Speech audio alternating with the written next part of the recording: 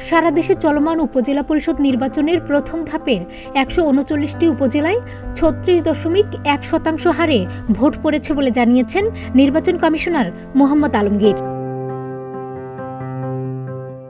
বৃহস্পতিবার দুপুরে আগারগাঁও নির্বাচন ভবনে নিজ কার্যালয়ে তথ্য জানান নির্বাচন কমিশনার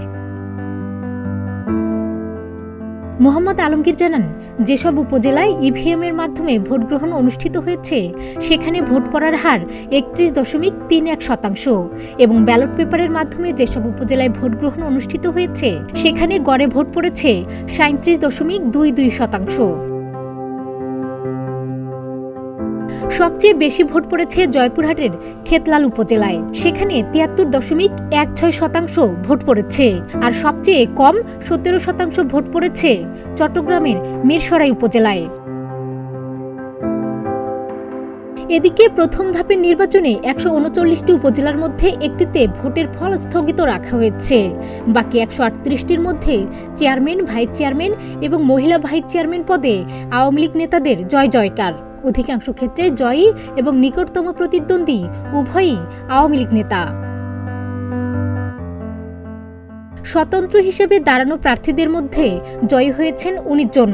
জাতীয় পার্টির এক এবং ইসলামী শাসনতন্ত্র আন্দোলনের একজন প্রার্থী বিজয়ী হয়েছেন। এমন পরিস্থিতির মধ্যেও বিএনপির রাজনীতির সঙ্গে যুক্ত এমন ৭ জন নেতা চেয়ারম্যান পদে নির্বাচিত হয়েছেন।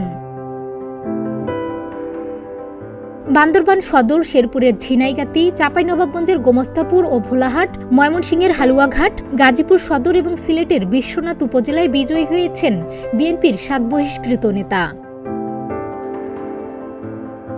এর আগে দলীয় সিদ্ধান্ত অমান্য করে প্রথম ধাপের উপজেলা পরিষদ নির্বাচনে অংশ নেওয়া ৭৩ জনকে বহিষ্কার করে বিএনপি। ইসি সূত্রে জানা যায়, এই ধাপে মোট ১,৬৩৫ জন প্রার্থী প্রতিদ্বন্দ্বিতা করেন। চেয়ারম্যান পদে ৫৭০, ভাইস চেয়ারম্যান পদে ৬২৫ এবং মহিলা ভাইস চেয়ারম্যান পদে ৪৪০ জন প্রার্থী রয়েছেন। এর মধ্যে প্রথম ধাপে ২৮ জন প্রার্থী বিনা প্রতিদ্বন্দ্বিতায় বিজয়ী হয়েছেন। চেয়ারম্যান পদে ৮, ভাইস চেয়ারম্যান ও মহিলা ভাইস চেয়ারম্যান পদে রয়েছেন ১০ জন করে। ডেস্ক রিপোর্ট, প্রতিদিনের বাংলাদেশ।